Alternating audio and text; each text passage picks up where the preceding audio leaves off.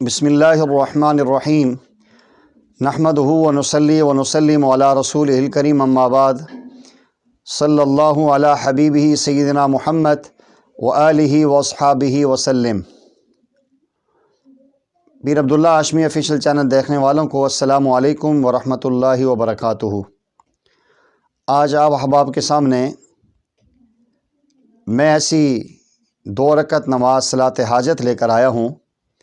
اگر آپ اس کو اس طریقے سے ادا کریں جیسے میں آپ کے سامنے پیش کرتا ہوں تو بڑے وثوق اور یقین سے میں کہہ سکتا ہوں انشاءاللہ جو بھی آپ کی حاجت ہوگی، جو بھی آپ کا مسئلہ ہوگا، اللہ جل جلالہ ضرور اس کو حل فرمائیں گے۔ اور یہ اپنے اکابرین سے، مشائخ سے میں نے سنی بھی ہے اور الحمدللہ ہم نے اس کو پڑھا بھی ہے اور کئی لوگوں کو دیکھا بھی ہے۔ کسی قسم کی مشکل پریشانی آ گئی، انہوں نے 2 رکعت نماز صلاۃ حاجت پڑھی اور اس کے پڑھنے کا ایک خاص انداز تھا۔ اس ترتیب سے اگر آپ پڑھیں گے تو انشاءاللہ العزیز مشکل سے مشکل آپ کی حاجت بھی اللہ جل جلالہ چند منٹوں میں انشاءاللہ ادا کریں گے اور حل فرما دیں گے۔ نماز آپ نے ایسی ادا کرنی ہے کہ یہ ایک مخصوص انداز میں 2 رکعت نماز صلاۃ حاجت نفل کی نیت سے آپ نے پڑھنا ہے۔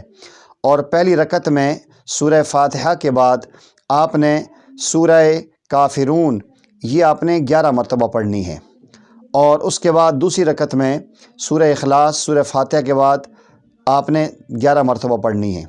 بعض رات نے ایسا بھی لکھا ہے کہ پہلی رکعت میں سورہ اخلاص 11 مرتبہ اور دوسری رکعت میں سورہ اخلاص 10 مرتبہ پڑھ کے آپ نے یہ 2 رکعت نماز صلاۃ حاجت مکمل کرنی ہے۔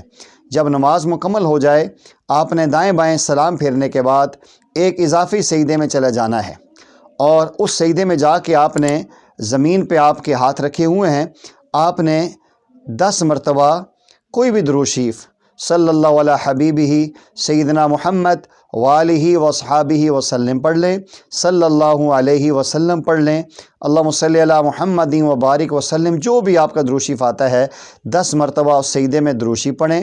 پھر 10 مرتبہ ربنا آتینا فی الدنیا حسنہ وفی الآخرۃ حسنہ وقنا عذاب النار پڑھیں، اور 10 ہی مرتبہ سبحان اللہ، الحمدللہ، لا الہ الا اللہ، اللہ اکبر یہاں تک پڑھ لیں۔ اگر آپ تیسرا کلمہ مکمل بھی پڑھیں تو آپ پڑھ سکتے ہیں۔ اس کے بعد آپ اٹھ کے بیٹھیں 33 مرتبہ 33 ٹائم هو الاول والآخر والظاہر والباطن، هو الاول والآخر والظاہر والباطن یہ پڑھ کے اس کے بعد جو بھی آپ دعا مانگیں گے اللہ جل جلالہ آپ کی وہ حاجت پوری فرمائیں گے، آپ کی دعا ضرور قبول فرمائیں گے۔ تو یہ ایک اللہ والوں کا مجرب عمل ہے۔